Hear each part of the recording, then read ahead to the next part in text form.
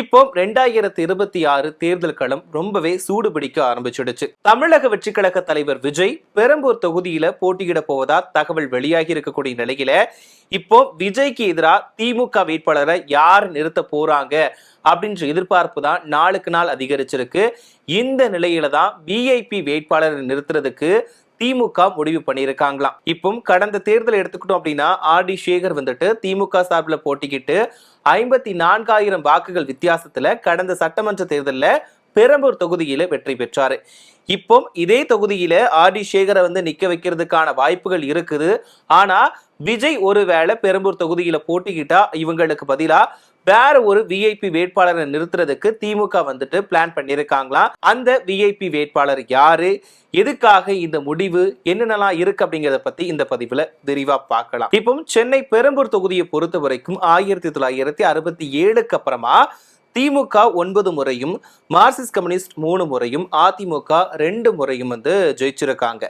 கிட்டத்தட்ட திமுக அதிக டைம் பெரம்பூர் தொகுதியில போட்டியிட்டு வின் பண்ணியிருக்காங்க. அதுவும் தனித்து போட்டியிட்டு களம் கண்டு வெற்றி அடைஞ்சிருக்காங்க.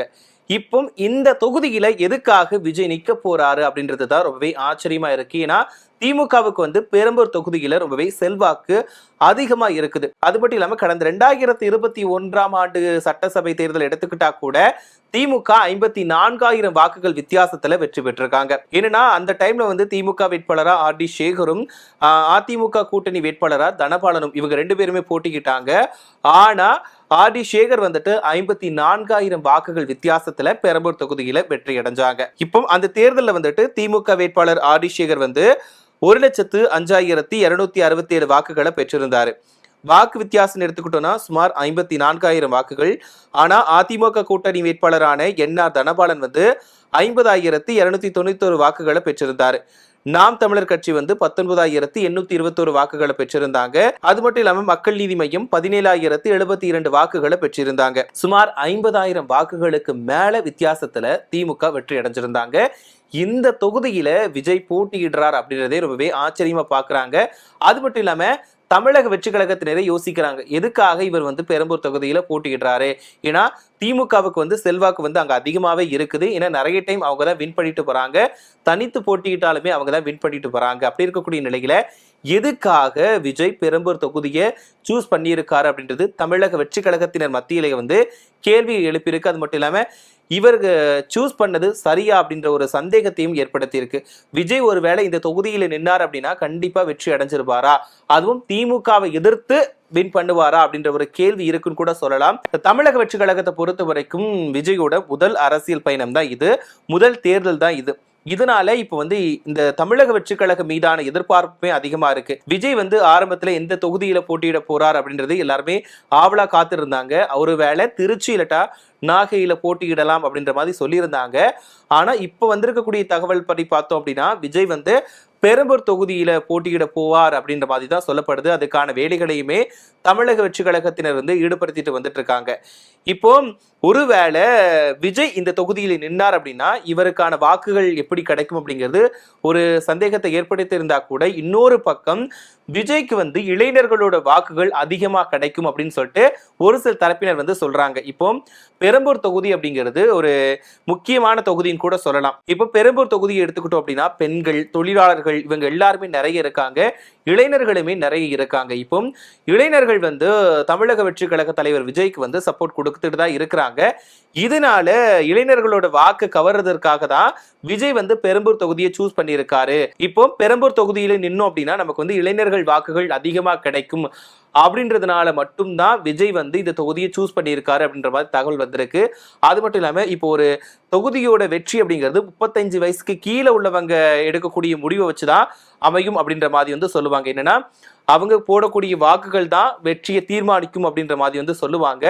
அதனாலதான் பெண்கள், இளைஞர்கள் அதிகமா இருக்கக்கூடிய இந்த தொகுதியில விஜய் போட்டியிட்டு வெற்றி பெறலாம் அப்படின்னு முடிவு பண்ணியிருக்காரு அப்படின்ற மாதிரியும் தகவல் வந்திருக்கு. அது மட்டும் இல்லாம தமிழக வெற்றி கழக நிர்வாகிகளோட எண்ணிக்கையுமே பெரம்பூர்ல அதிகமா இருக்கு. இதனால நம்ம எப்படியாச்சும் ஜெயிச்சிடலாம் அப்படின்ற நம்பிக்கையில விஜய் பெரம்பூர்ல களம்பிறங்க போறாராம். இப்போ அதிமுகவை பொறுத்த வரைக்குமே அவங்களுக்குமே கணிசமான வாக்குகள் அப்படிங்கிறது அங்க இருக்கு. இப்போ விஜய் என்ன பிளான் பண்ணியிருக்காரு அப்படின்னா, ஒருவேளை நம்ம பெரம்பூர் தொகுதியில இறங்குறோம் அப்படின்னா அதிமுகவுக்கு சிதறி கிடக்கிற வாக்குகளையும் நாம வந்து வாங்கிடலாம். அது மட்டும் இல்லாம இளைஞர்களோட வாக்குகளையும் நாம வாங்கிட்டோம் அப்படின்னா கண்டிப்பா வின் பண்ணிடலாம் அப்படின்ற ஒரு நம்பிக்கைக்கு அவர் வந்திருக்காரு. இப்போ திமுக வந்து ஏற்கனவே அவங்களோட தொகுதியா அதை வச்சிருக்காங்க. அது மட்டும் இல்லாம நிறைய டைம் வந்து அந்த தொகுதியில போட்டியிட்டு களம் கண்டு வெற்றி அடைஞ்சிருக்காங்க. இப்போ இவங்க வந்துட்டு ஏற்கனவே 2021ஆம் ஆண்டு நடந்த சட்டமன்ற தேர்தலில் நின்ன ஆர் டி சேகரை இறக்கிறதுக்கான வாய்ப்புகளும் இருக்கு. ஆனா விஜய் வந்து ஒரு ஸ்டார் அப்படிங்கிறதுனால இங்கேயுமே ஒரு விஐபி வேட்பாளரை நிறுத்துறதுக்கு வந்து திமுக வந்து திட்டமிட்டு வராங்களா, அதுக்கான பேச்சுவார்த்தைகளையுமே நடத்திட்டு வராங்க. இதுலதான் இந்த விஐபி வேட்பாளர் வந்து யார் அப்படின்ற தகவல் வந்திருக்கு. அதாவது நடிகர் சத்யராஜ் அவங்களோட பொண்ணை தான் இந்த தொகுதியில வேட்பாளரா நிறுத்துறதுக்கு திமுக வந்து முடிவு பண்ணியிருக்காங்களா. இது வந்து தகவல் மட்டும்தான், அதிகாரப்பூர்வமான உண்மை கிடையாது. அதாவது சத்யராஜோட மகள் தான் இந்த தேர்தலில், அதாவது 2026ஆம் சட்டமன்ற தேர்தலில் பெரம்பூர் தொகுதியில திமுக சார்பில் களமிறக்க போறாங்க அப்படின்ற மாதிரி தகவல் வந்திருக்கு. இப்போ சமூக வலைதளங்கள்ல சொல்றதெல்லாம் அவ்வளவு சீக்கிரம் நம்ப முடியாது. பட் ஆனா அவங்க வெளிப்படையா சொன்னா மட்டும்தான் இது உண்மையா இல்லட்டா ஒரு அசம்ஷன் தானா அப்படிங்கிறது தெரிய வரும். ஸோ இப்போ வந்திருக்கக்கூடிய தகவல் படி பார்த்தோம்னா விஜய்க்கு எதிர்த்து போட்டியிடுறதுக்கு இவங்க தான் வேட்பாளராக நிறுத்த போறாங்க அப்படின்ற மாதிரி சொல்றாங்க. இன்னொரு விஷயம் பார்த்தோம் அப்படின்னா ஏற்கனவே விஜய்க்கு எதிராக வந்துட்டு சத்யராஜ் அவங்களோட பொண்ணு வந்து குரல் கொடுத்திருந்தாங்க. ஸோ அப்படி இருக்கும்போது எதிகை மோனியா இருக்கிறாங்க. இதனால வந்து அவங்களுக்கு அகைன்ஸ்டா இவங்களை நிக்க வைக்கிறதுக்கான வாய்ப்புகளும் அதிகமா இருக்கு அப்படின்ற மாதிரி தான் தகவல் வந்திருக்கு. பட் இது எந்த அளவுக்கு உண்மையா இருக்க போகுது அப்படிங்கறத நம்ம பொறுத்திருந்து தான் பார்க்கணும். அது மட்டும் இல்லாம பெரம்பூர் தொகுதியிலையுமே விஜய் போட்டியிடுறார் அப்படின்றது தமிழக வெற்றி கழகம் தரப்புல இருந்து சொல்றாங்க. பட் இதுவுமே எந்த அளவுக்கு உண்மையா இருக்க போகுது அப்படிங்கிறது தெரியல. ஏன்னா விஜய் வந்து கண்டிப்பா இந்த தேர்தலில் அவர் நிற்கக்கூடிய தொகுதியில வின் பண்ணா மட்டும்தான் அவருக்கான அரசியல் எதிர்காலம் இருக்குன்னு கூட சொல்லலாம். அதாவது அவர் சிஎம்மா ஆகிறாரோ இல்லையோ, பட் ஆனா அவர் நிற்கக்கூடிய ஒரு சில தொகுதிகளிலையாவது வின் பண்ணணும். அப்படின்னாதான் தமிழக வெற்றி கழகத்துக்குன்னு ஒரு அங்கீகாரம் கிடைக்கும். அதனால அவர் சூஸ் பண்ணக்கூடிய தொகுதி, அவர் வின் பண்ணக்கூடிய தொகுதியா பார்த்து நிற்பாரா அப்படிங்கிறது தான் எல்லாரோட எதிர்பார்ப்புமா இருக்குது. அது மட்டும் இல்லாம நிறைய ஆதரவாளர்கள், அவங்களோட ரசிகர்கள் எல்லாருமே அவங்க தொகுதியில விஜய் நிக்கணும் அப்படின்றத ரொம்பவே ஆசைப்படுறாங்க. அப்படி நினைச்சா கண்டிப்பா விஜயால எல்லா தொகுதியிலையுமே நிக்க முடியாது. பட் எந்த தொகுதியில் நிக்க போறாரு அப்படிங்கிறது பொறுத்திருந்து தான் பார்க்கணும். பெரம்பூர் தொகுதியை பொறுத்த வரைக்கும் திமுக தங்களோட கைக்குள்ள வச்சிருக்காங்க.